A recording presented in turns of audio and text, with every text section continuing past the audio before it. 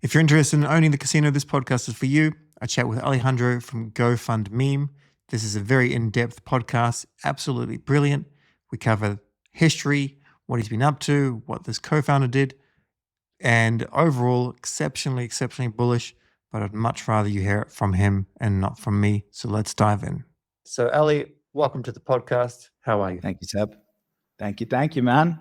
Thanks for making it happen so quick. I was so excited to chat to you. My pleasure. Thanks for jumping on as well. So it's been a pretty chaotic week for you, and or a few weeks for you. And I guess to sum up for anyone that's unaware, we'll go over this very quickly, and then you can go into detail. GoFundMeme is a competitor to Pump.fun, and you've been on the Solana space for quite some time in the NFT market during the bear market, or in the NFT side sector during the bear market, and then after that, you learned some things and whatnot. You have a co-founder, maybe there's others in the team. You came out with GFM, your token. It did pretty well initially, came on down to like a lower market cap, and then just rocketed up. You've got some crazy support in the community, but you also have some, like every community, the kind of Dennis Rodman types, the people that you want on your team, but you don't want to go against. I'm not a big fan of Solstice, and he is very bullish on you, which is good for you. But he manages to rally up a bit of an army. So this is good in some ways because it makes a whole lot of engagement, but it's bad because, most people just seem not to be able to read or research. So this is why we're doing this, just to make things nice and transparent. Awesome. And then you had a release, you did a hyped launch from Mr.Punk.eth, and he chose his own type tokenomics. You were just a platform, and you're just being FUDed, but you're being transparent, brilliantly transparent. So I just wanted to cover that. Sound good? Yeah, very excited. Awesome. Well, first, it would be cool if you just want to, this is who you are on Twitter. Yeah. But like, who are you? When did you get started? What do you do? What's your specifically in plans? Web3, right? Yeah. Cool.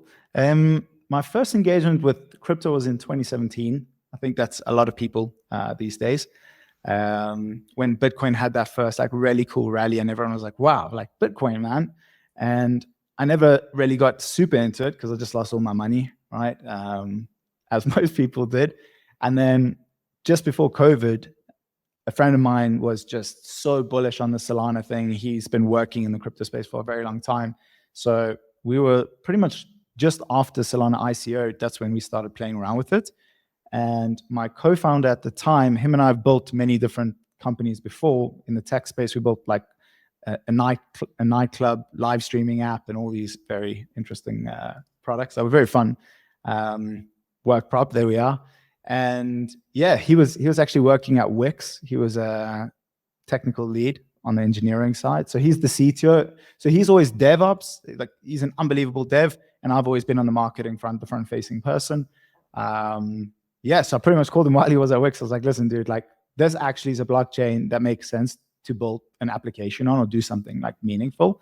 So let's just throw our hats in the ring. NFTs were popping off, and we hired we actually got a incredible artist. He's worked on like Marvel pieces and things like that to start the Anybody's NFT collection, which a lot of people actually think is 3D, but his whole like hype to fame was that he can draw 3D, but in a 2D sense. It's actually very cool. Yeah, so that's Anybody's. The vision for it was, so we sold 3,000 NFTs. We raised about $150,000 US. This was in 2021. And the vision was really straightforward. And that's why you'll see they actually have COVID masks, because that's as COVID was coming along. And yeah, the whole point of Anybody's was like, you can be whoever you want to be in this like metaverse. Like, doesn't matter what your like sexual orientation or any of this shit was, like you can just LARP and do whatever you want online. So we built this pretty much. Do you know what Artifact is? Have you heard of that company before, Seb? On E? No. SKT. So what they were is they were acquired by Nike in 2022. They were specialized in like shoes, sneakers, and they launched a few NFTs with like Takashi Murakami and all of that. And we're like, wow, like people really like like this fashion idea of phygital. I hate that word still, but taking like physical items and products and putting this digital component to it with NFC chips and shit like that. So we end up rolling out our first drop, which was Nike shoes. We worked with Vice out in Amsterdam, which was an official partner of Nike Amsterdam. And we made this limited edition 65 pairs. And it was actually so cool. If you minted 10 Anybodies, you would get the free pair of sneakers. And the most, I actually put, if you do want to show it, in my tweet where I summarize my my history, there's links to some of these if you just want to, I think it's there. Yeah, I think it's that tweet. Yeah, if you, the first drop there, you can click that and we can check it out. The audience can see what we're talking about. So this is an unboxing experience from one of our, minters that received the sneakers. And pretty much the goal was to give you a really cool, exclusive feeling, premium feeling sneaker, but also with digital components. So we built out Snapchat filters that give you like a full digital version. And we spent months working with gaming companies to integrate the digital version of your sneaker into the game. So like the equivalent of playing Fortnite, and if you own the shoe, you can wear the shoe on your Fortnite character, that sort of thinking. So we worked with companies like Yakuverse, all those like, I can't even remember their names. The one that was like Minecraft, but Web3, they did fairly well. I can't remember. Yeah, World had worlds in its name. Some shit like this, yeah. Like when the metaverse was, everyone was bullish on the metaverse, right? Like so we were like locked in. We make these sneakers, and that sort of catapulted us to people paying attention. The funny thing is that we're making really cool products. The branding was super cool, but the art direction that we took, people took it as, I'm just going to be like as direct as possible, it's too gay for crypto, right? They were like, we can't, like, I can't buy this thing. It's got a gay pride flag on it. It's got a this, it's got a that. Like, I'm not doing it. And you know how the crypto, like 90% of the crypto bros are, yeah, like love everybody, right? And it is a little what I guess crypto Twitter would deem woke. Exactly. I just thought that it would be a cool approach to kind of go like swim against the stream. They like go upstream and fucking not follow what everyone else is doing. And it actually ended up being the biggest hindrance to the project. But the art, in my opinion, is still really cool. So yeah, I mean, this is cool. It is cool. Right? Nice art. It's beautiful. It actually took us 10 days to mint out the collection. Like people really didn't like the NFTs. So it was like a grind from the start. They were like, dude, we like, who's making these stupid ass like gay NFTs? We don't want that shit. So we dropped the Nike sneakers. And that's when people were like, okay, they're actually like doing something fairly cool. And then we actually ended up working with D-Gods. They mint out. We link up with Frank and them. And we drop a 200 limited edition hoodie piece. So that's what the actual hoodie looks like IRL. And then you get the digital version. And again, same thing, put it into a bunch of games. And the D-Gods community, it was like just after their mint, bro. So it was like super hype.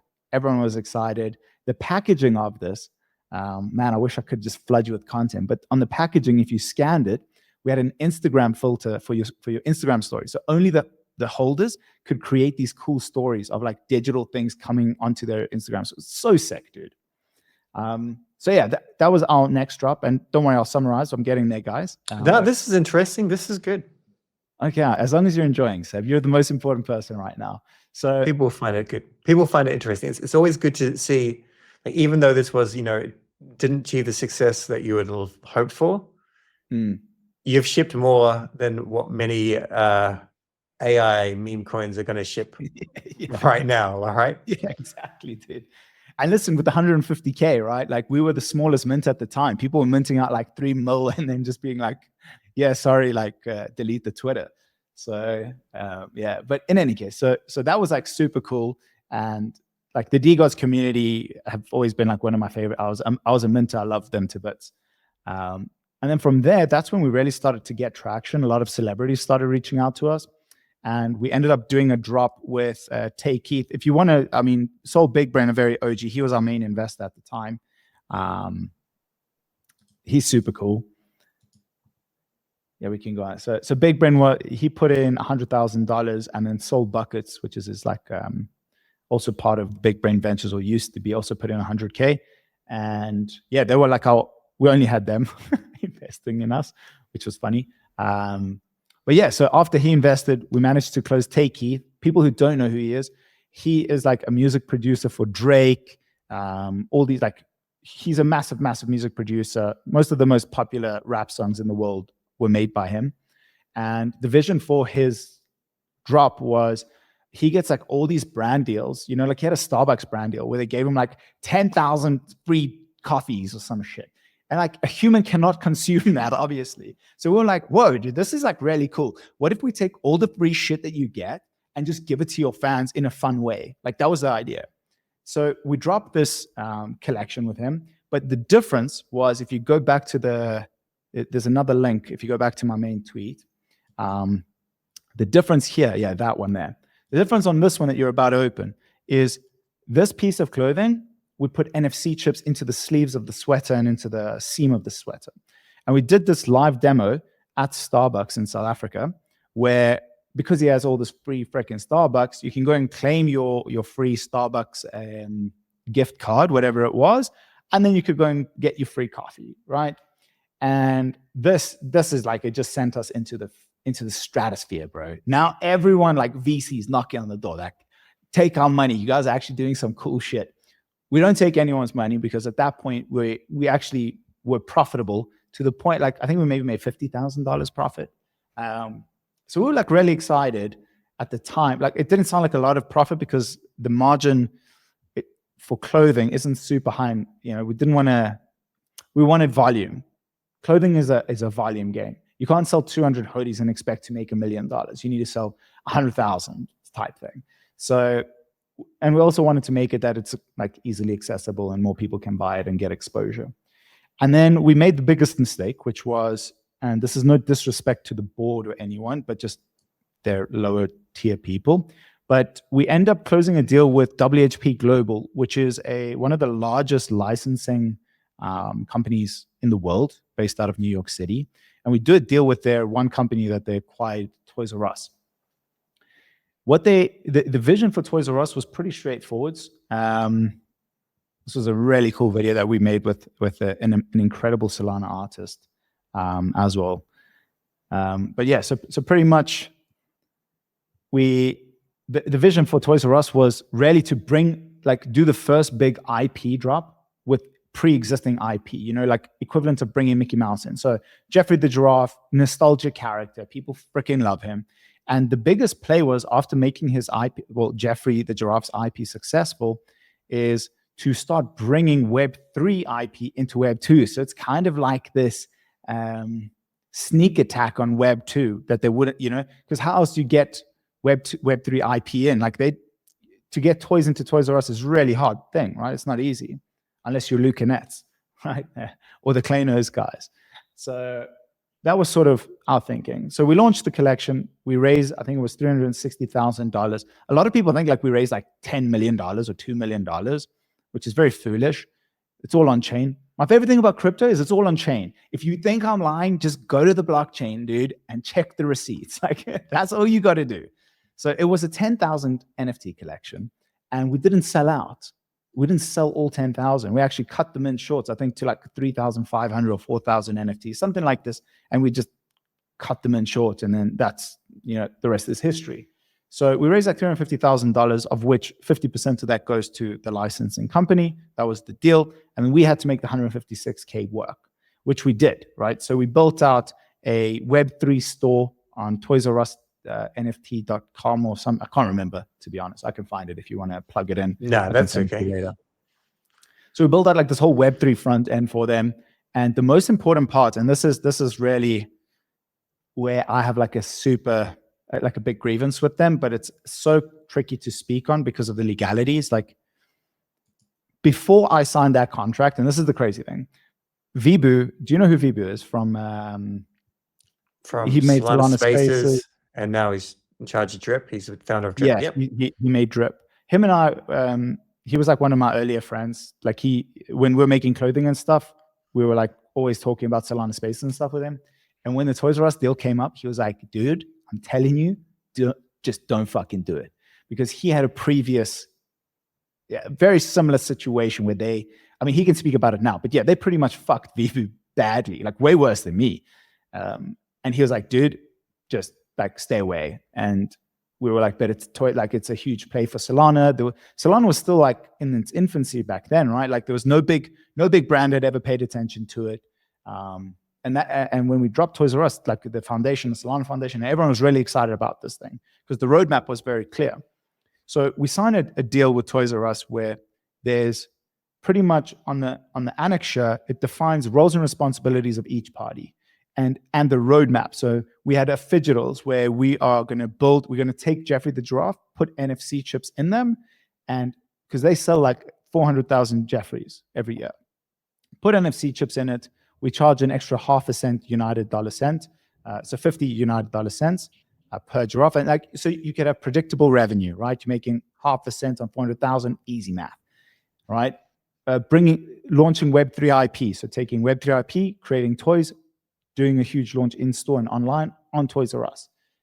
There was the G coin, which was meant to be bringing their loyalty programs on chain because that was one of our specialties, which I'll explain in a second.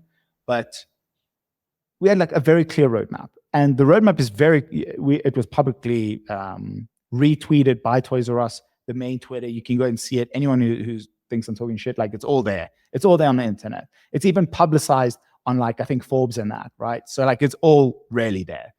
And pretty much, I actually should have put a link to the roadmap. Damn, now that I'm thinking about it. But in any case, corporate is slow as shit. We're a team of 4 people, right? We've always been a very small team. Like that's why like our raises have always been super small. We don't need $1 million to make shit happen. We like, dude, give us 100K. We'll grind it out and make the coolest thing with whatever we can, you know? And also we live it like South Africa is a very inexpensive country. It's not New York City. So like I'm chilling. And we already have a very successful Web2 business. So I actually didn't take a salary for the entire time at Anybodies for 3 years because I already have a good business in Web2. But yeah, dude, so I literally brought Pudgy Penguins before they launched anything. I was sitting on the phone with Luke and Nets. We're discussing it. He's like, dude, we're building out the toys. We want the distribution. I was like, well, Toys R Us is here. Let's fucking go, dude. We had a deal with Amazon. Amazon were doing Web3 shit. We were locked in. We had like everything locked in. They took 3 months to send us a contract to give to Luca, equivalent of like a drop shipping agreement, right? For their store. At that time, I mean, 3 months to send a contract is ridiculous. And then they're like, I hope Luca doesn't get angry at me, but I just wanted like proof. Like on the 13th of December, 2022, I'm sitting with Luca. We're chatting about things. And then, I mean, Luca's one of the most insane entrepreneurs the space has ever seen. So he already closed deals. I mean, 3 months is a lifetime in Web3, right? So he closes a deal with, I think it was Walmart and a couple places. And then the Toys R Us thing was dead. So that really screwed us because now all this predictable revenue is dying because they're not honoring anything. They're not doing the Jeffrey the Giraffes because they keep delaying it. They keep pushing it out. Oh no, like you have to give like 6 months notice to the manufacturers to put the thing in for the next season's Jeffreys and all this stupid shit. And again, I can only say so much because I genuinely don't want to be sued. Yeah, let's definitely not get you sued. We will. I mean, like Toys R Us.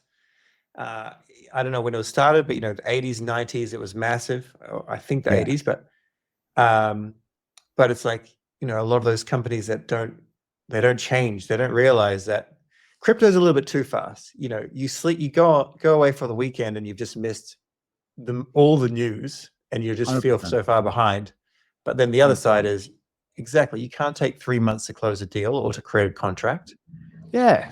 This isn't, you're not dealing with Amazon. Like, it's not like you're working with Walmart and your Toys R Us and it's this huge contract. Dude, it was a 5-pager. I'm like, come on, like, GPT that shit. Well, GPT wasn't there then, but I mean, honestly, like you've got 1,000 employees. Like, it should not take that long. But to just wrap up the Toys R Us saga, we had to pay them hundreds of thousands of dollars every year. Now, bear in mind that the Anybody's team received in totality, we received 150 something K or 170K of the 350 mint funds. And then we did a deal. There was like an addendum, or like, I can't remember the technical word, but it was like a new piece. We had to like rewrite the contract because there was more shit. And we were like, fine, we'll put sweat equity in. You have to put more capital in. So they put another $100,000. So we had $275,000 to work with. But our GMR in year 1 was more than that. In year 2, it was double that. Double what we had to pay in year 1. Year 3, it doubles again, right? The only reason we signed that shit was because toys are predictable. It's predictable revenue. You're selling 400,000 units a year. I'm making half a dollar.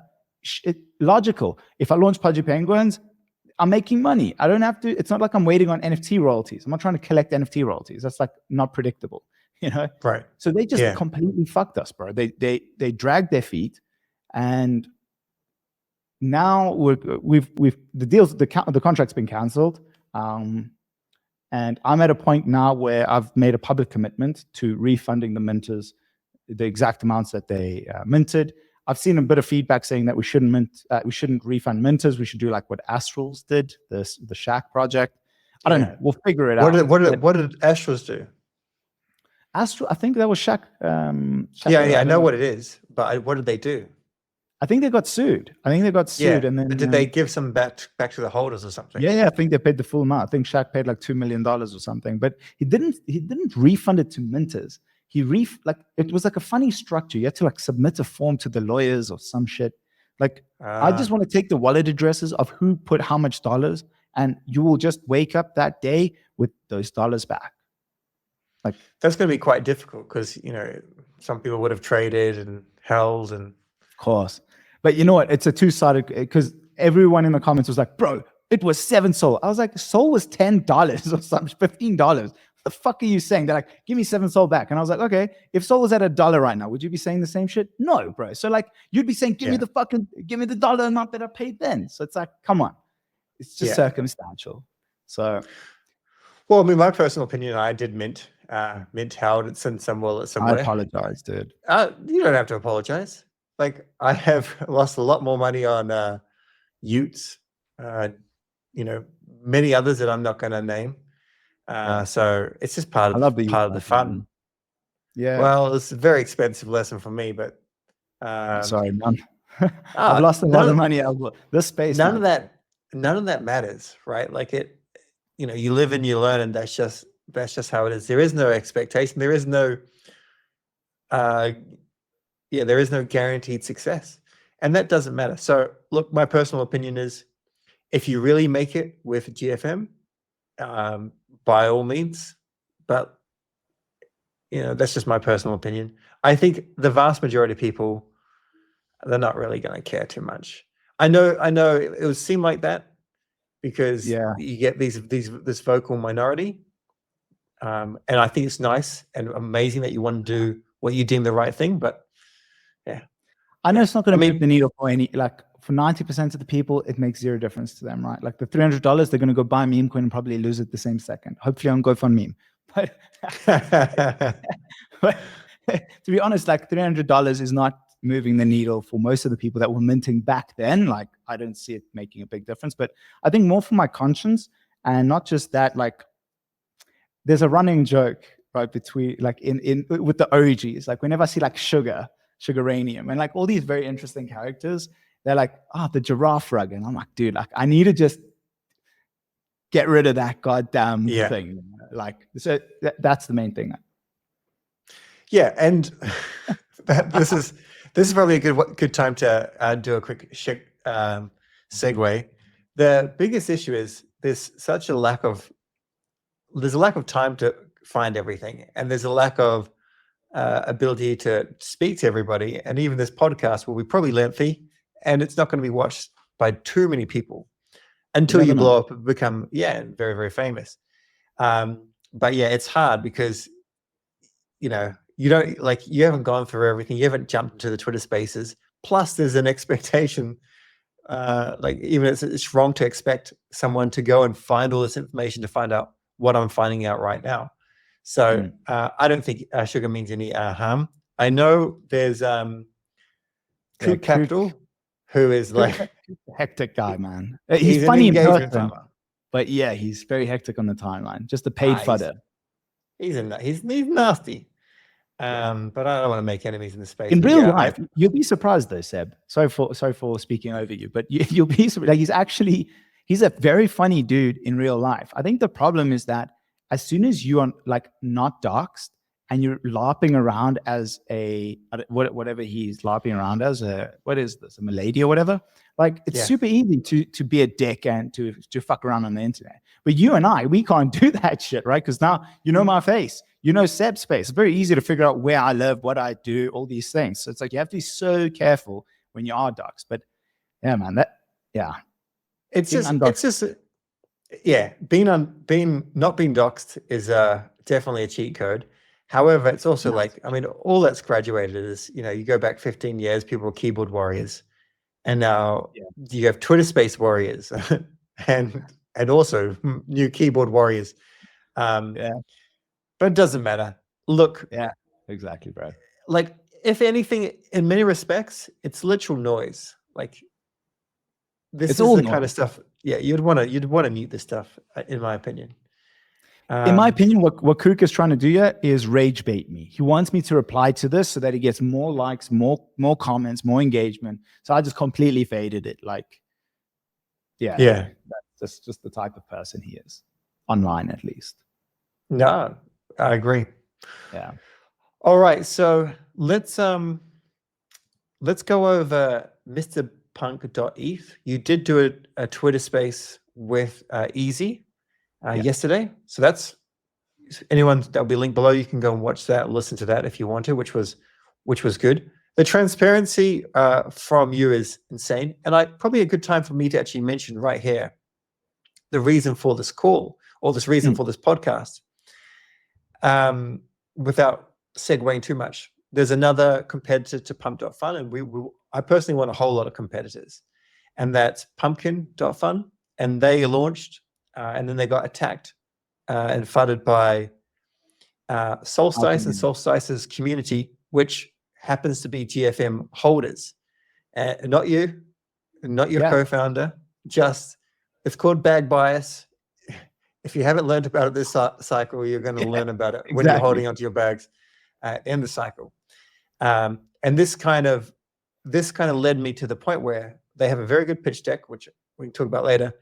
And someone said, well, look into GFM. And I had a quick look at the website. I was just like, the website, not a fan of the UI, the docs, I don't love it, but feedback at the end of the podcast.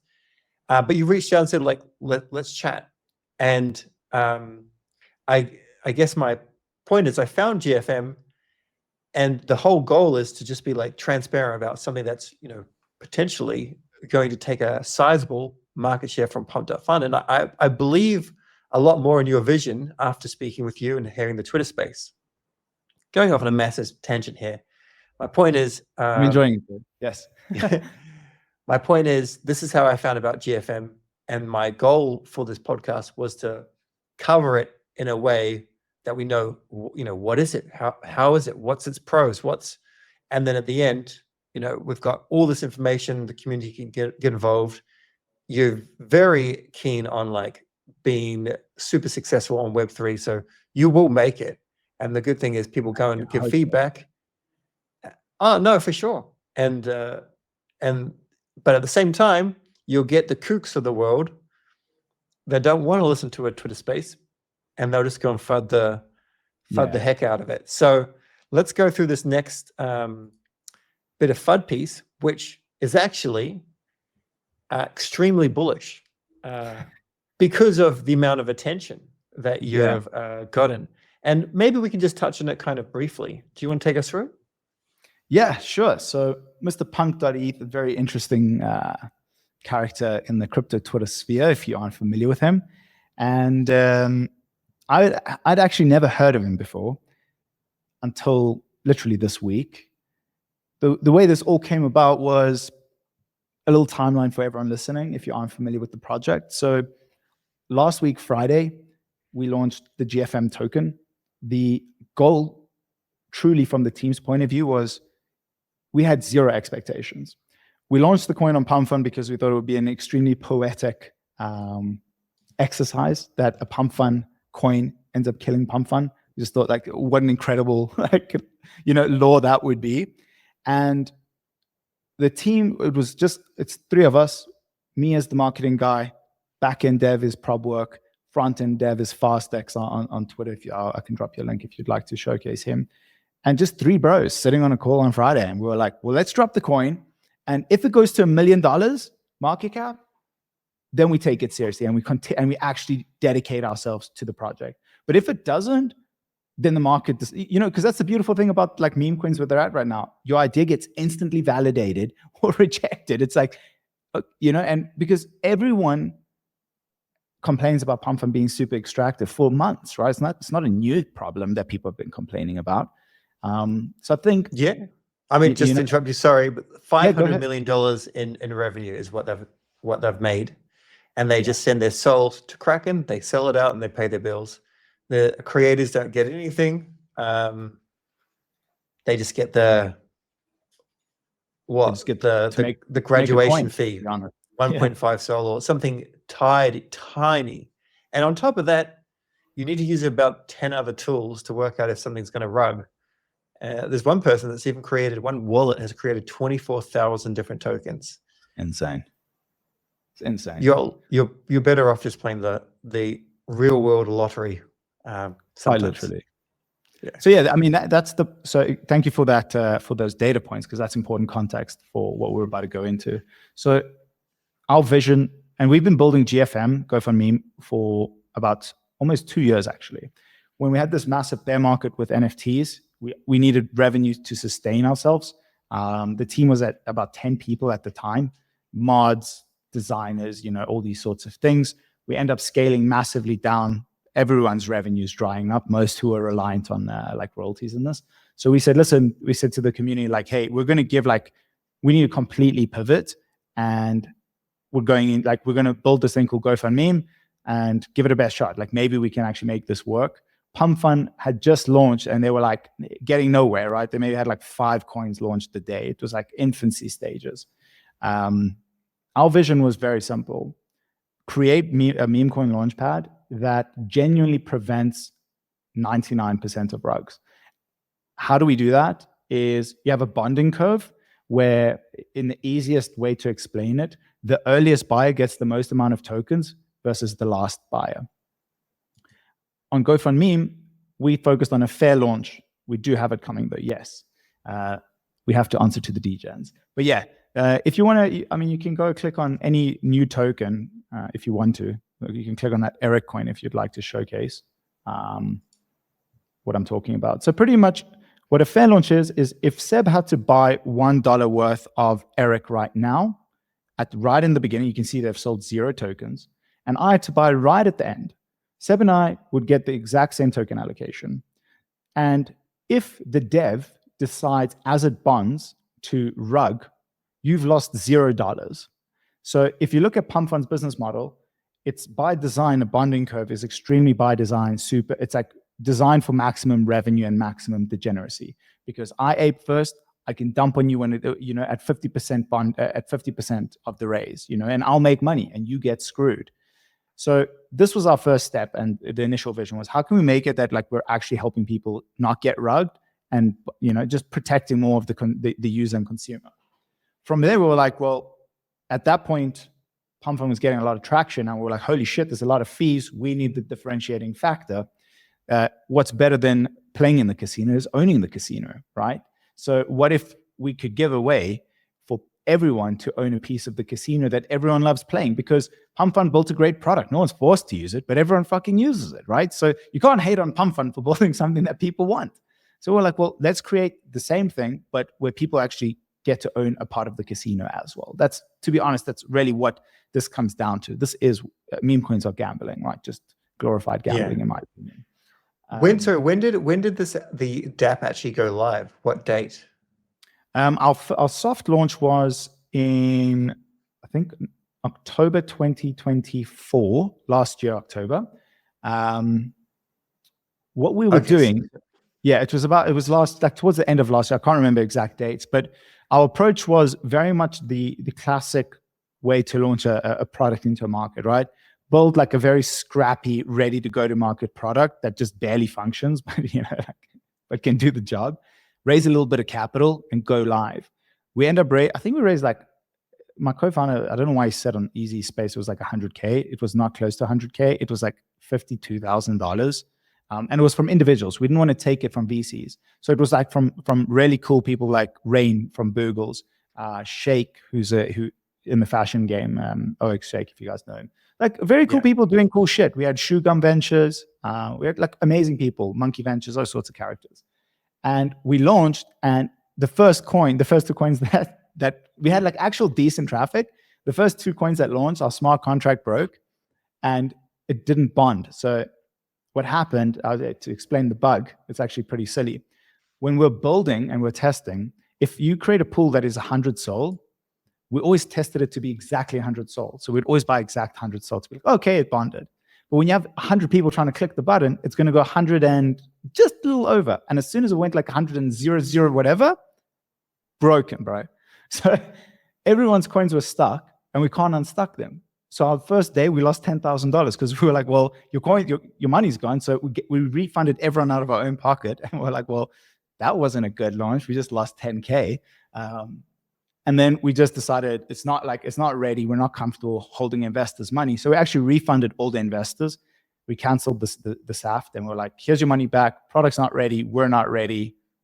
We'll chat to you again, like if we decide to. And I was actually pretty bummed, bro. I'll be honest, like, because I really believed in it. It was like super, super frustrating to see it die. And then the honest truth is literally last week, about Monday, so call it 2 weeks ago now, I just called my co-founders because now he's like busy with the art project. The front end guy's looking for, he's interviewing, bro. He's literally interviewing for jobs. I was like, guys, we spent almost 2 years building this shit. There's no way like we can just toss it in the bin and now like go back to normal. Like, fuck no, man. Let's at least try one more time and take a different approach. And that was literally it. So like, why did we launch a Pump.fun? Firstly, for the poetry, which I've already explained earlier. Secondly, that's where the eyes are. That's honestly where the eyes are. And I must say, that's what I must commend Pumpkin, because not launching on a play, like if you aren't launching on Pump.fun or Moonshot, whichever, like pick your poison, right? And you're not showing up on Photon and all of that, it's almost impossible to get attention. So the fact that they did it with their own shit, like, very impressive, because that's very hard to do. People don't realize how hard it is until you're like, go make a meme coin, bro, and get it to 20 million. Like, I want to see you do it. It's not that easy. So, yeah. I mean, those were honestly the 2 reasons why we did it. Go where the people's eyes are, right? Make sure you show up. The Twitter was perfect because we have an Orca partnership, which is still in place. We have a Civic partnership, which is still in place. You know, so it's a good Twitter, it's a good product, and that's, yeah, the rest is truly history, man. The Civic partnership is like optional KYC or something? Yeah, exactly. So full on-chain KYC. And the vision there is like, we love the idea of like corporates or entrepreneurs coming in and making coins. So also L2s, right? And L1s. We actually had L1 blockchains messaging us, like we were in group chats, and they were like, hey, like we want to spin up liquidity pools in Solana because pretty much as like a little vampire attack, something like that. You know, they want to get some users on their platform. So we want to spin up like our LPs on Sol. How can we do that? We need KYC, you know, we're regulated, blah, blah, blah. So we're like, okay, yeah, cool. Like that's a dope feature. So we actually have that in chef mode. You can enable it, not right now though. But it is an optional thing, and it's soft KYC. So all it means is when you buy the coin, it'll ask you to just basic verification with your face, and like kind of like when you sign up to an exchange, same thing. It's the same KYC process. Yeah. Gotcha. So, cool. So if we have a look at one of these tokens, do we have something to work out if there's like, obviously I understand that, you know, there's already been a lot of feedback, and I've seen a tweet that you've put out saying, you know, a UI redesign is coming soon. I do like that it doesn't like bring on an epileptic fit, like, yes, you know, like Pump.fun, like it looks like a casino. 100%. But like, how can we tell which one's graduating soon or something like that? So the launched tokens tab, if you just scroll up a bit, there where it says launched tokens, those are all graduated. Yeah, that's graduated tokens. And what about anything that's like close to graduating? We don't have anything like that at the moment. So but tomorrow, so a little bit alpha. Tomorrow we should be releasing, either tomorrow or Monday, very similar to like meme scope or Pump Vision on like Bullocks. Okay. Very similar UI where you've got the three bars filled with data, like filled with coins in different states, just with our own little design to it. Yeah, it's super cool. I can actually send you. Give me a sec. I can drop you a little link to check it out. Let me drop the link in our chat, and you can just pull it up. Cool. It's in the chat if you want to pull it up. Sure.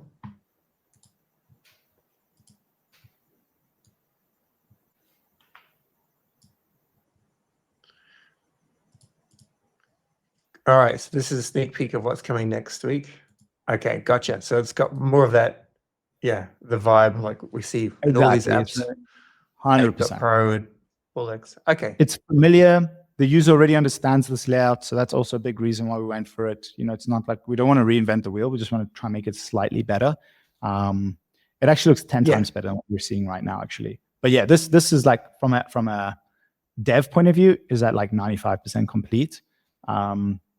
Another big thing, it's always tricky balancing. It's like a very tricky balancing act when you're leading a project and you have to like decide on, our decision right now is we have a fair launch structure, which unfortunately isn't the most profitable structure. It's the most protective from a user point of view, but it doesn't generate the most fees. But if I had to put my GFM holder hat on, what's my main priority? Generate the most amount of fees. That's it. That is where my loyalty needs to lie. And that's why we've built our bonding curve from a back-end point of view. The front end we're busy with.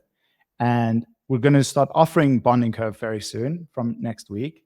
And another big reason for that, not just from a fee point of view, but Photon, Bullocks, any of these trading terminals or bots, they're all already like integrated with bonding curves. So they don't support this launch structure at all. So if you want to work with them, it's like a fit in or fuck off type situation. So unfortunately, we have to go this route, even though I personally am not for it, in my individual opinion. But in the GFM opinion, I think it'll be incredible for holders because it's maximum fee juicer.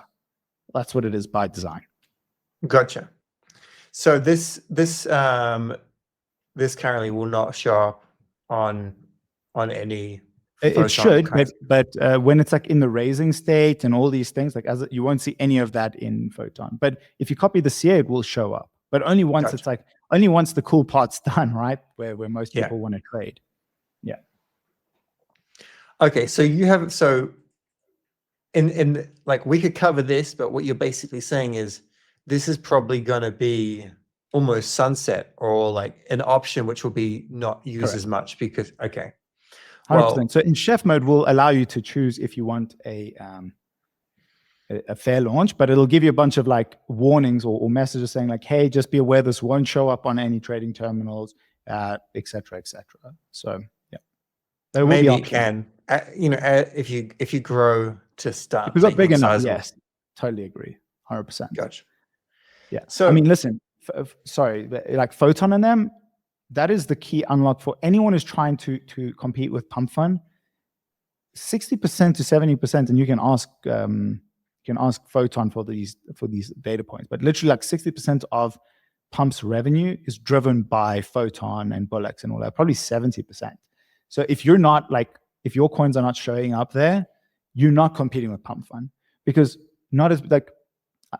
I saw that like Alon said that they have way more users than Photon. I don't know how convinced I am of that there are like 100,000 people on their website trading meme coins. I personally can't use it. It's crazy. It's a crazy website. Man. Which one is this one?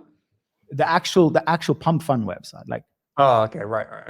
Like Pump.fun are saying that they have more daily active users. They're buying like the revenue derived, like the Pump.fun earns from trading fees is mainly like users on Pump.fun trading on Pump.fun. I'm like, I don't know so much, dude. Like it's a very hard interface to use. To make a coin fine, but to trade that, I don't see it, bro. No. So that's the most important thing that any launchpad needs to focus on. If you actually want to compete and take market share, you need those people to integrate you. And for them to integrate you, there's only two metrics they care about, right? How many coins are being made on your platform? How much money are those things generating? How many fees? Because that's what they give a fuck about, right? So now you've kind of got that interesting cold start problem. Gotcha. And you decided to work with Orca as opposed to Meteor or Radium. Why did you decide to use Orca liquidity pools? It's a good question. So the thinking at the time was Radium's, baby is Pump.fun. So if I go and say, hey, Radium, I want to make a new launchpad. I would love for you to back me. We'd always be second best. They would never, ever prioritize any of our stuff. They'd always have Pump.fun's interests at heart at anything.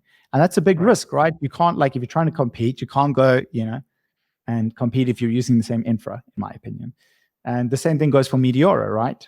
Meteora is the integration for Moonshot and Dex Screener. So they would always prioritize them. So we wanted a DEX that would go to war with us, that would genuinely put resource, money, time, effort into trying to take market share, which in the beginning, they were very iffy. They were like, yeah, we love this. And now they're super locked in. We have access to their lawyers if we have any legal concerns about all these. They've given us full access, and they genuinely are helping try and make this be the best possible thing. Because if we're successful, they're pumping, right? They're giga pump. So that was the thinking. We want someone who's going to go to war with us, that wants to win. That's not got someone better than you, that they'll always because it's always going to be in the back of their mind. They're like, why would we jeopardize? I wouldn't if I was any of them. Dude, I was making me hundreds of millions of dollars. Fuck you, dude, go somewhere else. Good, very good reason. I like it. All right, so should we explain this in any way, or do you just think it's going to be sunset pretty soon? Yeah, it's going to be sunset. Not necessary, because at the minute it's not very valuable. Gotcha. So the bonding curve will go live. Yes. And then how is it going to be different to Pump.fun in terms of, my understanding is you can, so for anyone that doesn't know, Pump.fun, the LP is a liquidity pool, generates all of this trading volume. It grows with the token, but the fees don't get compounded into the pool. Is that right? Correct. They burn liquidity, so it's and they can't access the fees in any way.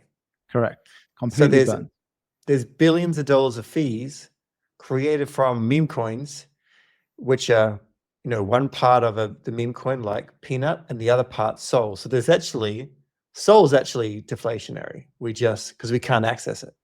Exactly. So that's a funny thing with this narrative that we're riding, right? Everyone's like, dude, they're fucking extractive. They're killing Sol. I'm like, fuck yeah, they are. But in the back of my mind, I'm like, they're actually doing a lot of good, right? They're locking up so much Sol.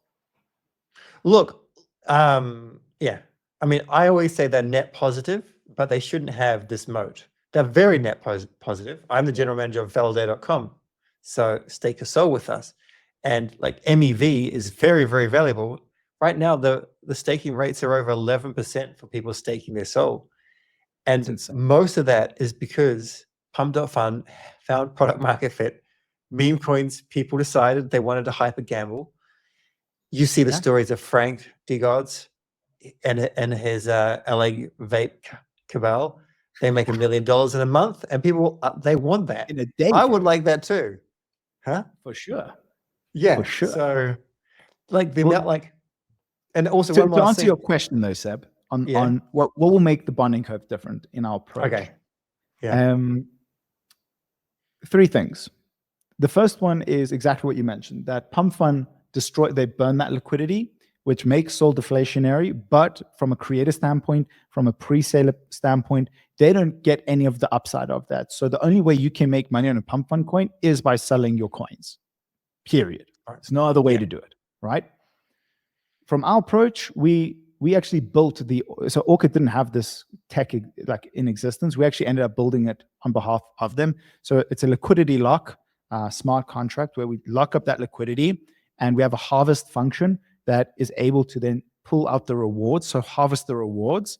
And anyone who purchased the coin who was pre-bonding before it graduated, let's just stick to the terms that people are used to, they earn their share of the fees proportionate to how many tokens they own, right? So that's the first key difference, is now you have a way for the creator and the early buyers to not, like, you're giving them a reason to not sell. Why sell if you believe it's going to go to 100 million and do millions of dollars in volume? You're going to make way more just by owning that LP, right? So One that's very quick cool. question here. That sounds cool. So that means if I buy before it graduates, then I get and I just hold them, or I have to stake them in a mechanism? No, you don't have to do anything just because you bought it. That's all you have to do. Okay. But if I transfer them to a new wallet, You can still earn those fees. Okay. But what if I then go and buy the tokens after it graduated? So the unique identifier is the wallet, not necessarily the token. The wallet is associated to the rewards, not the token. So which wallet bought the coins, right? Yep. That's the wallet that is entitled to those rewards. That's the current approach. But we are looking to refine it a bit. But that is how it currently operates. Okay, so I don't quite understand in terms of, okay, so I go and buy $10,000 worth of new token. Meme coin. Yeah. Yeah. And this meme coin, I decide, you know what, it starts to blow up. It's now worth 45,000. I'm like, okay, ledger that. So move it to a new address. So I haven't sold it, and I can still claim the rewards on a new address. Correct. No, you can still claim the rewards on the current address, not on the new address. But if I sell the tokens, then I can't claim the rewards. No, you can. That's the interesting thing. You can actually fully exit your position and still earn the tokens, but we are changing that. In the current state, that is what you can actually do. In the future state, if you sell the token on the wallet that is associated to the harvest, then you will lose out on those rewards. Because here's another, I'll tell you, like, an interesting problem that we also have is, like, a big problem with LP locks is, what if a coin rugs and a team wants to CTO? How do they CTO it? How do they, because part of CTO, you need money, right? You need to have money coming in to fund the project. But if it's all associated to the ruggers wallet or whatever the case is, that's a big problem. So that is something that we're also solving, that, I think even Pumpkins should start thinking about, because that's a really big problem. Most coins rug, like 99.99% of them go to fucking zero. And then you have the odd chance where the CTO team comes and tries to, like, fix it. If there's no way for them to actually unlock, like, just reallocate it somehow, which we've figured out a way to do that, it's a very, like, it'll be a very hard thing for people to make meme coins. Like, they'll always CTO a Pump.fun, then they'll just go buy a shit ton of the supply, and there's no real reason then. But so I would say that's the key difference on the actual LP side. Another big difference is, I think the most fun part of meme coins is that you can you can spend like $10 and buy, like, you can become a millionaire in some stupid coin. Like, I own 1 million monkey coin. Yeah. The way that Pump.fun is structured is you have set tokenomics, right? So they have 1 billion total supply. We want to make it, so ours is going to be 100 billion. Good. Which just makes it more mimetic, like, it's more memey, it's more fun, it's more exciting. I think it just feels better. And also there's, like, this funny narrative that Solstice came up with, where he's like, and we're a fucking 100 times better. That's what's 100 times more. He's a funny character, man. I know he's not everyone's cup of tea, but he's actually really funny. Like, when you take off this, like, facade that he puts on, he's a very funny guy, and a very chilled guy. But online, yeah, he can be a savage, eh? He actually wasn't a fan of mine. Can you believe that? I want to show you something. And this is for anyone doubting, like, oh, you fucking sent him coins. I'm going to show you something on my phone, right? Okay. Now, and you're going to enjoy this, right? The perks of being a founder is that you get to yell in people's DMs into the abyss, and they never fucking read it, right? This is Solstice in 2023, right? I'm just going to give it a second to, but you can see I'm DMing him, right? There's Solstice 2023. And I'm like, yo, dude, here's this cool thing, GoFundMe, blue ticking me, bro. He doesn't care. I give him a whole pitch deck. Dude, here's the terms of the deal. Nothing. So Solstice and I weren't, like, homies before, dude. During the NFT era, he was always dunking on, like, he's like, oh, the gay collection, man. But now, like, he literally bought all his coins. He DMs us. He's like, dude, I've been wanting to build this for so long. I'm fucking rolling with you guys. Let's go. So I give him flowers, give credit where credit's due type thing. Sure. Yeah. So what's the upside if somebody enters a project after it's graduated? That's a great question. So the way that these platforms make fees, Pump.fun, GFM, Pumpkin, whichever, right? Moonshot, is there's two revenue elements to this program, right? The first one is that they make money on the swap fee. So Pump.fun's is 0.25, ours is 1%. We're adjusting that. I think everyone's just going to default to 0.25% swap fee. Every time a user swaps in and out of those tokens, the protocol makes money, or the program makes money. The difference from our side is that we take 100% of that 0.25% and we redistribute it to the holders of GFM. And the reason why we do it in such a simple manner, right? Instead of like saying 30% goes there, 20% here, 40% there, buybacks. Because like as soon as you start doing burns and buybacks, I just get very, like, I don't like complicated things. I like keeping it extremely simple for anyone to understand. 100% of the money from there goes into your pocket as Solana, not as GFM. You're not earning GFM. There's no, you know, in tokenomics, people call it like sinks and taps and shit.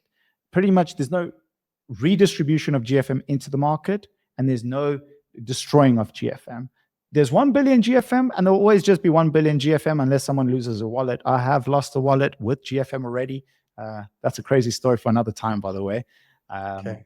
But yeah, like, so yeah, GFM is deflationary. Thanks to me, I guess, and my silliness. But that's the one way. And then you have the LP fee, which we make money. The pre-salers, I'm just going to call it that, the creator and the pre-salers earn 90% of the LP rewards. The 10% goes into, again, the staking network of GFM. So GFM holders earn a cut of every pool, 10% cut of every single LP pool across the platform. The thinking there is if you have millions of tokens, can you imagine what that sort of fee, like the amount of fees just from that will be a ludicrous number. Like if you have all the next whiffs, it's a crazy number, and it really stacks. I'm already a little bit confused here. This is where like a graphic like would help. So you have a graduation pool. Here's your liquidity pool. It graduates at what value typically? Ours is very low at the moment, $25,000. Okay, so there's $25,000 worth of tokens in this Orca pool. Correct. The pool rate will be 0.25%. Yeah? No, as incorrect. A swap fee? Okay. No. So yeah. So you have the swap fee. Sorry, yes. On the swap side, you do have a 0.25% fee, correct? Yes. That's what's set in Orca. Every time someone goes to Orca or go to Dupe and does a swap. Whenever you swap that coin, exactly, right? There's a 0.25% fee. And then Orca takes a portion of that for their fees. Correct. Orca have their own fees on top of that. Yes. Yeah, or it comes out of the 0.25. No. Sorry. I just want to be clear here. Orca doesn't take out of the 0.25. It's on top of the 0.25. I don't know what Orca's fee. It's probably like 0.1 or 0.05 something.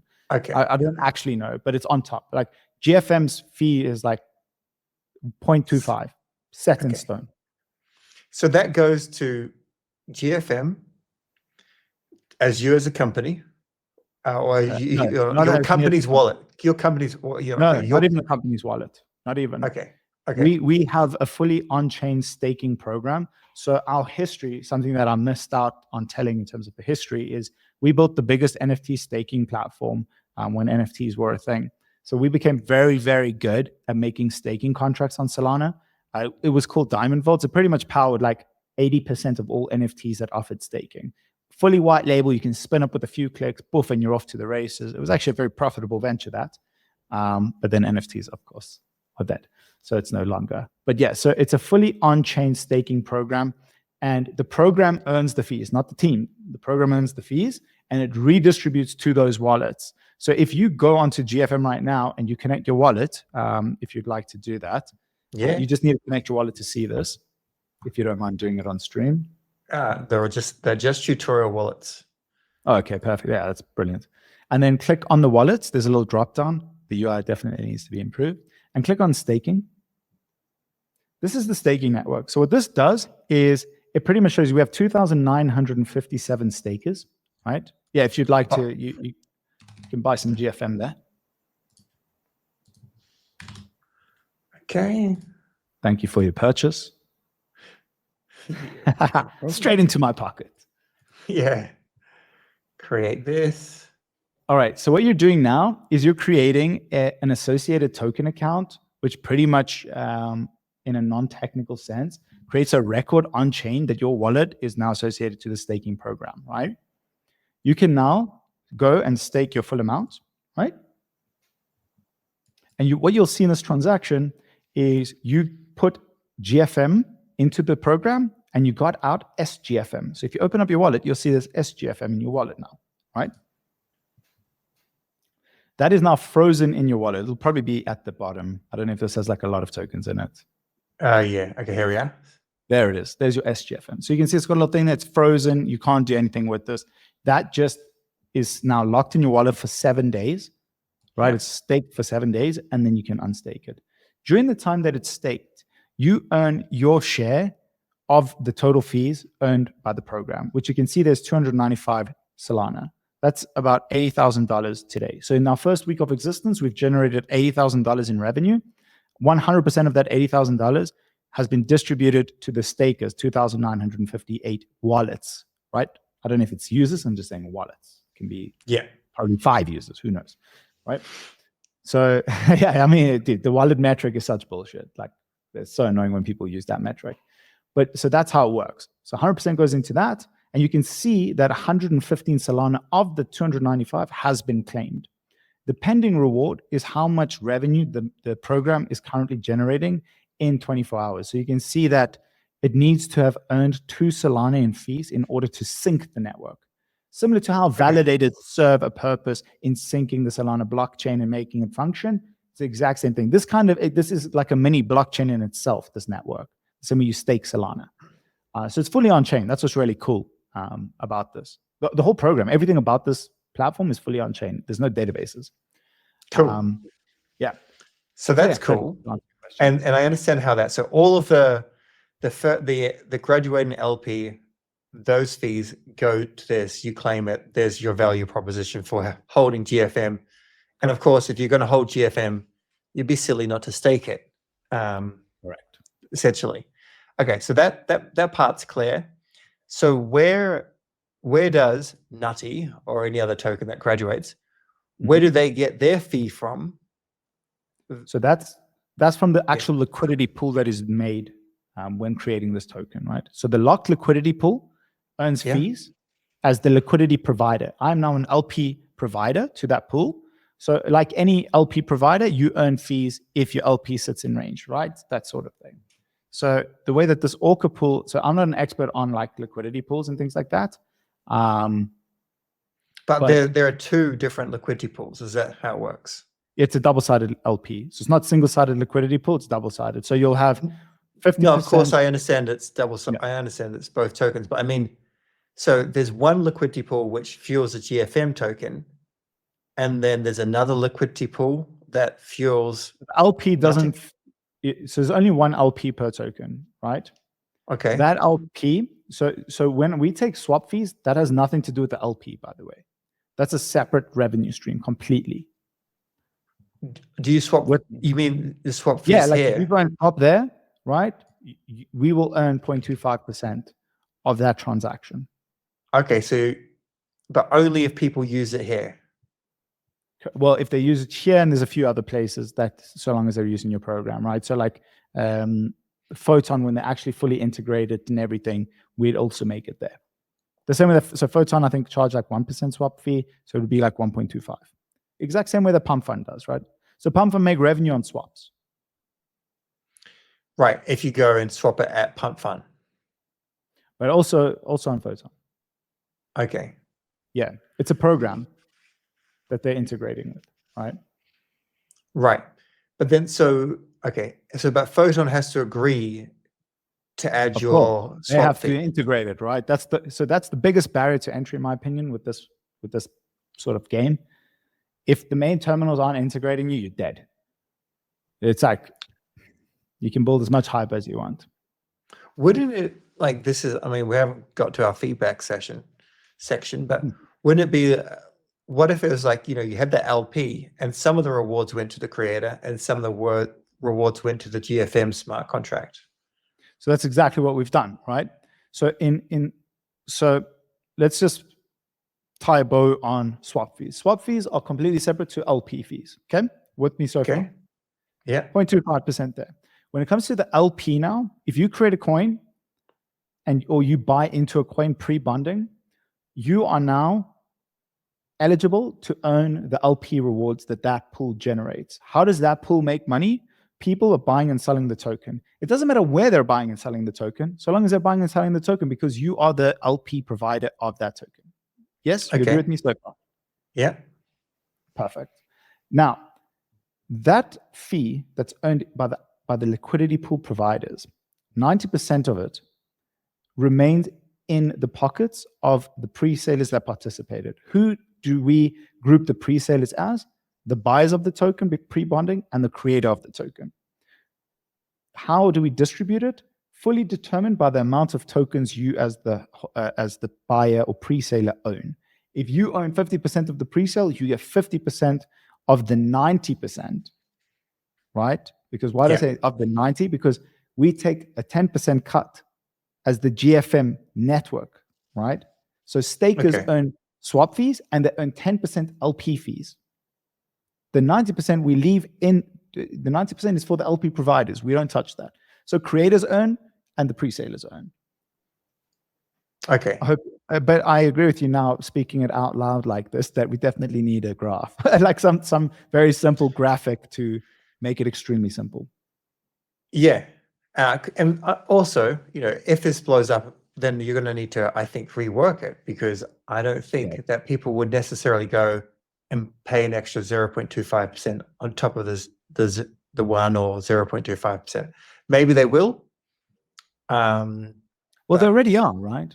That's the thing. So the current users are very conformed to that, and they're kind of like brainwashed to accept that. So I think that I think it should be lower, but if you start doing that, it's a race to zero. I'm not saying it's lower. I'm just saying,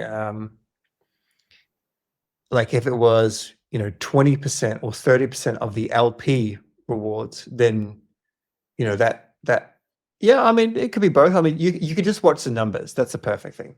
You can watch the numbers. I think, so I definitely agree with you. It's not perfect. And the most important thing is like feedback, like what you're giving me, right? And to, have people use it and get enough data to make these like we always want to be data-driven decision-making type approach. So we're almost at the point, like we're moving at the speed of light right now from a dev point of view. I mean, we built that whole meme scope UI back and front end in 2 days. 2 engineers, that's it, bro. Not a full team. 2 people pump it out, and then we're building bonding. Like we're finishing bonding curve tonight. Like the boys are locked the fuck in. It's actually amazing to see. But we do need to definitely hire more. But yeah, I think that it's not perfect, but for the time being, I think it's good enough and it's simple enough so we don't ever talk about LP fees. Like we don't focus on that enough. I would say we're hyper focused on 100% of the swap fees, and you earn 100% of the network's fee, like, because that's a super simple. But if you want to understand how the network generates fees, I think that is something that we need to do some educational content on. I definitely agree with you there. Like, we're massively lacking. A lot of people don't even like. Some of our users were like, "Holy shit, you can earn LP fees?" I was like, "Yeah, we've got. I need to work on the marketing of this." But yeah, so I agree with you. Yeah. Well, I mean, nothing's perfect, so there's no expectation that it's perfect. It's just call this arrogance, but if I look at something and skim through the docs and I can't get it pretty quickly, then someone that hasn't been in the trenches or doing this every day for years, then you're just relying purely on just to generate behavior, which is, it'd be good if you could have both people that kind of understood or saw the upside. But I mean, I like this. And I'm certainly keen to see the UI changes. One thing is, because I think it would be a good time just to give a little bit of more feedback, and then we can end with whatever else you want to end. Cool. But one thing for sure is you are definitely ahead of Pumpkin.fun. obviously you've been working on Solana for a long time. So I see that as quite a successful thing. The other thing is you only make Sol to keep this going because you have GFM staked. Is that correct? Correct. So Okay. each one of the team members, and we're actually busy in the process of doxing all the team wallets, and we're going to give that to Easy Eats Bodego. If you, I mean, sure most people will know him. And part of the whole Mr. Punk FUD, we just want to show, hey guys, this is how much the team owns. We don't have all of our staked because we want most of the early rewards to go to users, but I own, so collectively we own less than 10% as the team. And then we have, like, call it the treasury wallet, for lack of a better word. And that has 25% of the GFM in a stream, in Streamflow for, I think, like 20 more days or something like this. That will be fully staked into the network. The income from that 25% will then go to funding certain, funding initiatives like sponsoring hackathons, all these sorts of things, which I think is a really cool angle, by the way. But yeah, so that's pretty much the collective holdings. That's how we would keep it going. And I know what people are going to say. Oh, so you're Pump.fun, but you're 25% owner of Pump.fun, right? Type thing. The 25% isn't set in stone. We're moving super fast. We're just making decisions, and we're always going to be opening it to the community to ultimately decide what the correct path is. Almost like how Jupe does it with their voting. That's sort of the approach we're going to take in terms of the long-term view of it. Yeah. Because that 25% is scary. I can understand from a holder's point of view, right? It's like this axe over your head, like team holding 25, they can fucking dump it and kill the coin. So we don't want people to feel like we're holding this axe over your head, or that we're like trying to siphon 25% of Pump.fun revenue out. That's not the intention. I'm very happy with my amount of tokens. I'm very blessed to be in the position I'm in. And I just want to make sure that we at least can compete. Gotcha. No, sounds good to me. So a little bit of random feedback, because obviously, like, I think this is the best chance of achieving a sizable, taking a sizable part of the market share away from Pump.fun, hopefully. But I'm still, Pump.fun's still very net positive. And the other scary thing is that if you don't move fast enough and create that loyal community with sizable upside for that community, that then brings on more people, becomes this cult, which is what everything's about. And Pump.fun gets through their legal proceedings, they can then just go and ship the new meta changes, rewarding the creators better. And they have a far bigger war chest to go and do it with, which makes it very, very scary. So I guess one thing is, if I bought Nutty, and as an early person, I would get Sol and Nutty given back to me. 100%. And you said if the swap fee only gives you Sol, meaning every time there's the swap fee is done, it's going to take like a bit of Nutty or a bit of Sol, and then the Nutty would be sold back into Sol. So there'd be like more sell pressure. I'm not sure about. So my CTO can answer that. I'm not sure. I haven't gone that deep in terms of the tech. It could be, I understand what you're saying. It could be that. I truly don't like, it could be that we add it on top of your transaction so that that doesn't hurt. I'm 99% sure we add it on top of, not within that, you know what I mean? So it'll swap those coins, and then over and above that, you're paying that Sol fee. But I can't answer it like confidently. I don't know fully. Okay, that's fine. But a great question. Very good question. Oh, sure. So good. Thank you. So then the final thing is, like, I would like you to succeed. I think you've got the greatest chance of succeeding here. But I think this would be like a call to action to your community to work out what needs to be done to make it better, so that Pump.fun has first mover advantage, and they've got so much money to do whatever they like. The place is big enough that everyone can play in the sandpit. There could be 5 competent teams making good money for sure. So one thing here, and I would say that Pumpkin's pitch is very good, but their tech is like not out yet. It's still being built. it was a little bit premature in that stage. And but one thing that I thought was really, really cool is they have these milestone things. So when the market cap gets to a certain stage, a certain amount of money can be unlocked, so that you're kind of gamifying this process, which they haven't built yet, by the way, but they're kind of building. And then they have other things. That's actually, sorry, just to, so I think this is also, I think Pump.fun also has this, which I forgot about. If a coin graduates on Pump.fun, Pump.fun gives the creator, I don't know how much exactly, but they give it like some sort of, you get an incentive as the creator to bond your coin. There is an incentive. I believe it's 1.5 Sol or something. Okay. Yeah, something like this. I don't know the exact number. So it's okay, but that's cool. It is a cool idea. But we're talking,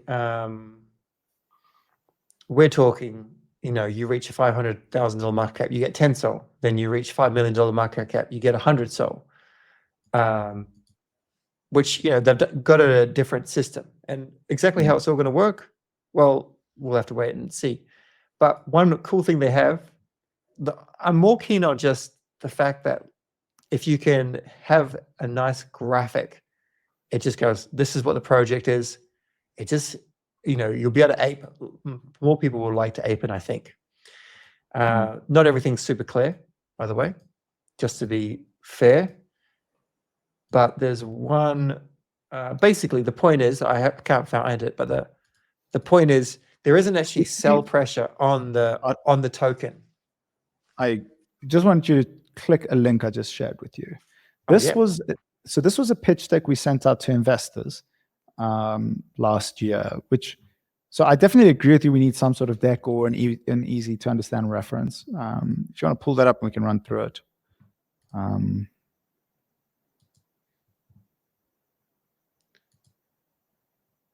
If you go top right slideshow, there you are. Perfect. All right. Okay.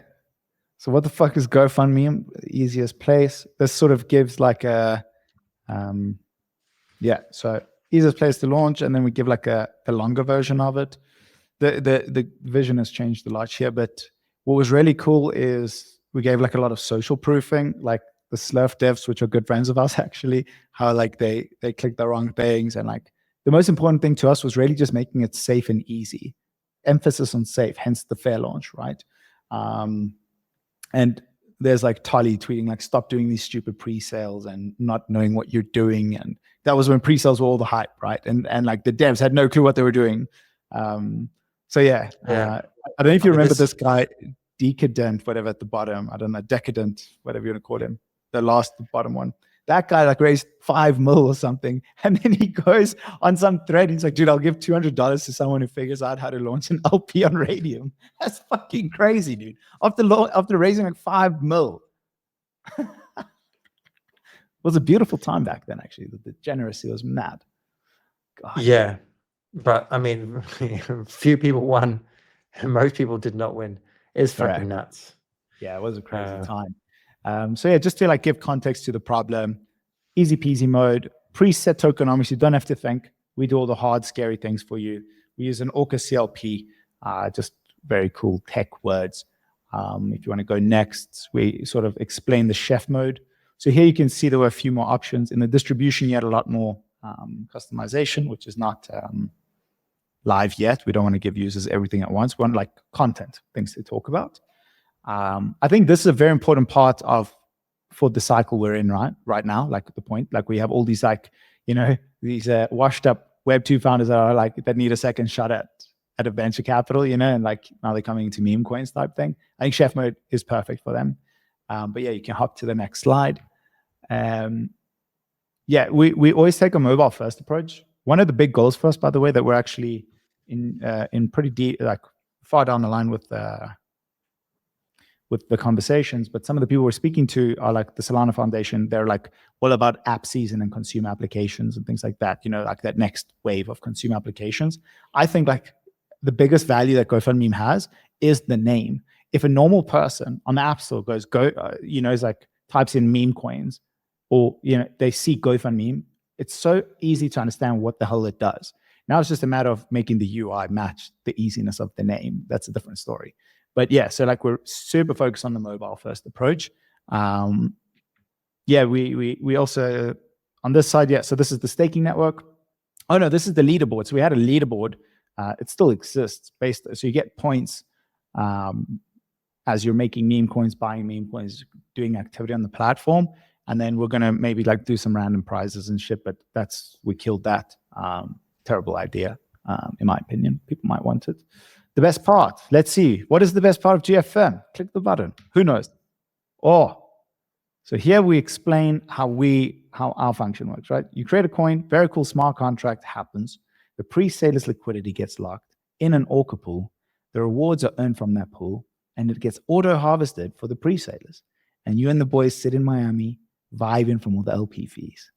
Beautiful. Cool. And this is the roadmap. It's the same roadmap as today, which is you have your normal pre-sale, the bonding curve, which is coming out next week, and then all the stuff that already exists. But yeah, that was pretty much the roadmap. We had initial tokenomics, which is pretty funny. If you go to the next slide, this was like how we raised money and how we envisioned GFM in the beginning, which is like classic shitty, like we need a marketing thing, an eco-funder, fucking this. Hindsight, bro. Hindsight's incredible. But yeah, so I'm glad that we refunded our investors and changed everything. But yes, so this was the initial structure. And there you are. So there's a deck with some things. I could definitely clean it up and make it more easy to understand. Sure. Well, I mean, the upside is for you and your GFM stakers. 100%. I mean, your community will probably get involved as well. Yeah. But yeah, I just think after making content that people just, I don't know why people think it's so acceptable to just reply with like, you just, if this is going to be great, or you got to check this out, like just chill with no substance. It's not like that doesn't help. It's something interesting. So I come from like a very big marketing background as well, right? And content creation, like a quick little 5-second history on like why I have like the mic and all this shit. When we wrapped up our one company, which was very focused on live streaming, we were actually building a live streaming app before Twitch or anything that live stream nightclubs. So we put cameras in the top of the DJ booth. And if you're in any country, you can just like click in the club and see if it's a vibe. And we gave like Geigle ratio and all these. It was a very cool startup when you're a 20-year-old. Like it was fucking awesome, right?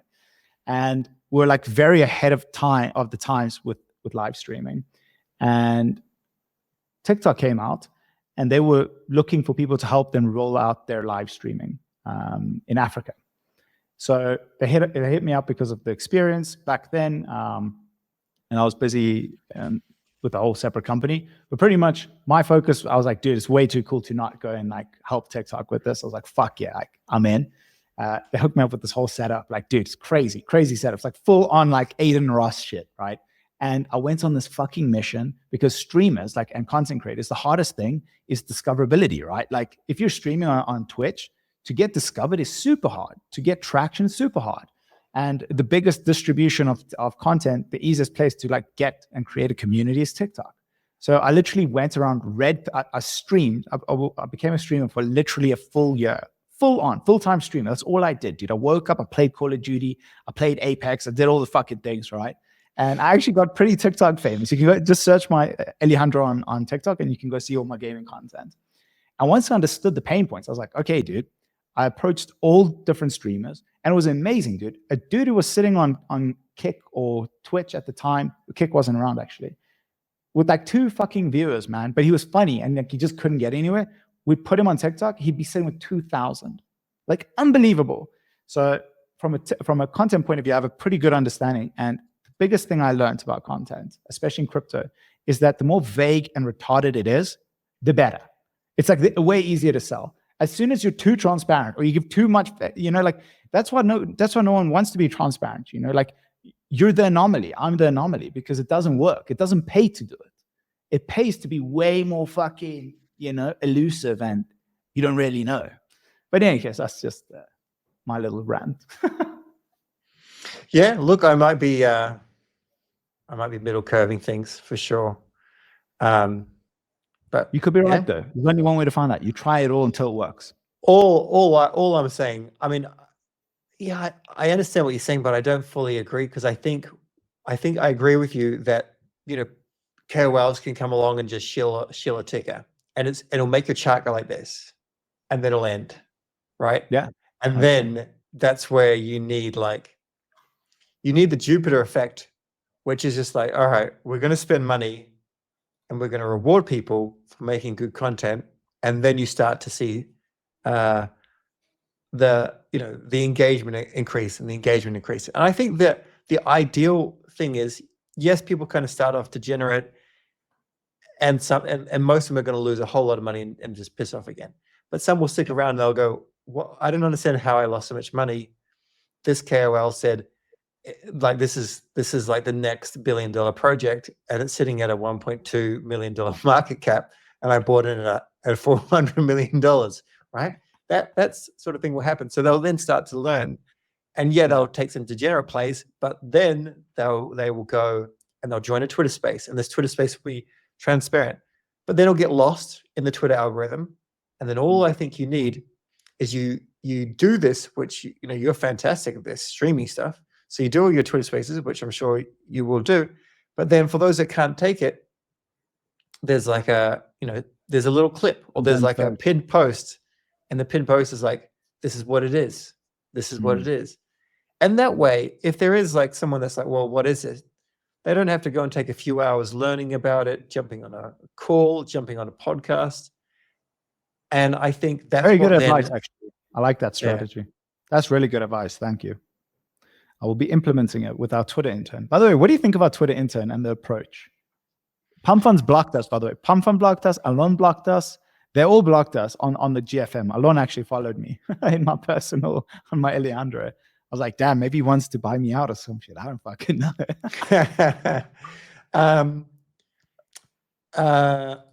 Who's your Twitter at? Who's your Twitter? He's a super cool dude. He was our like one of our first hires at Anybody's. Before Reply Guys was a thing, we actually popped it off with him. I don't know if I can say his name. I'll ask him first. But yeah, he's been like very aggressive on Twitter, like taking shots at Pump.fun, like quote retweeting their shit, like where Pump.fun like made a tweet like retweet this when you make a Bugatti or something. Scroll down and you'll see it. If you just go, it's not too far, I promise. If you keep going, this was all the drama. Gosh, there's a lot of content from it here. Holy shit. Look at this engagement from this coin. Fuck. All right, yeah, keep going down. Coins are great. They give you upside. It's unbelievable the amount of attention here. Do you know that even the creator of that Nyan cat hit us with he's like, dude, take that shit down, that cat. He's like, people are thinking I'm part of GFM. I'm like, sorry, bro, that wasn't intentional. We just like your cat. But like, yeah, so you see this image. Just scroll left quick. The one with the drawn hand. This, yeah, okay. Click on this Charles guy for a second, right? If you go, yeah. So look what he writes. So we make a tweet. So this is cancer to Solana. We're feeding it. We're fueling the fire of the narrative of Pump.fun extracting, right? This guy quote retweets it saying, "Shilling your shitcoin by attacking Pump.fun is not how your Ponzi is going to gain market share." Whatever. Click on his profile. Guess where he works? Click. I dare you. I can see it right here. Pump.fun. Yeah, general manager of Pump.fun, right? So what does he do? If you go back to us, he fucking takes that exact tweet. So go back one more time. He takes the guy's exact tweet, and then he goes, he gives the exact copy, and it's like, cool, bro. And literally the community took this and just copy pasted it on all our tweets. It was so funny. So it's just like that, taking the piss vibe, and he's so good at it. Good. Do you like it? Yeah. It's clever. I'll give it a like. I mean, I'm not on Twitter as much as I'd like to be. So let's go. We got Seb like in the tweet. Look, yeah, I mean, overall, I think Pump.fun is very, very net positive for the entire ecosystem. If they went to base would be blowing up. Like if they shipped on base, it wouldn't be Solana's. But they did support it in the beginning, right? You could right in the infancy of Pump, I think they had 3 networks. They had Base, Solana, and what's that blockchain that ETH founder made? That NFT ETH founder? I can't remember, man. It has like that very edgy, like cyberpunk look. I don't know. This is Level like 2 now. not like ape chain. No. It's Cyberpunk. yellow. It's like very cyberpunk Blast. look. Blast, exactly. Yeah. So it was Blast, Solana, and Base that you could make meme coins on right in the beginning of Pump.fun. And then I think they've redacted it now. But yeah. But I agree with you that they're like, dude, they're the fucking pioneers of this shit. Like, you have to give credit where credit's due. You do indeed. Yeah. Awesome. Well, I think this was a great podcast. Thanks very much for coming on. Thank you for having me. I guess all the links, my pleasure. All links will be below. Your community is passionate, which is cool. I have a personal preference that, you know, I'd like to see before I kind of go and get a token and jump in. I'm a little bit more middle curve, I guess. I'd like to see like more really cool launches, but I think of all the people I've spoken to, like you have the best kind of game plan to get onto it. And I guess the thing is, most people are just going to go with that mantra.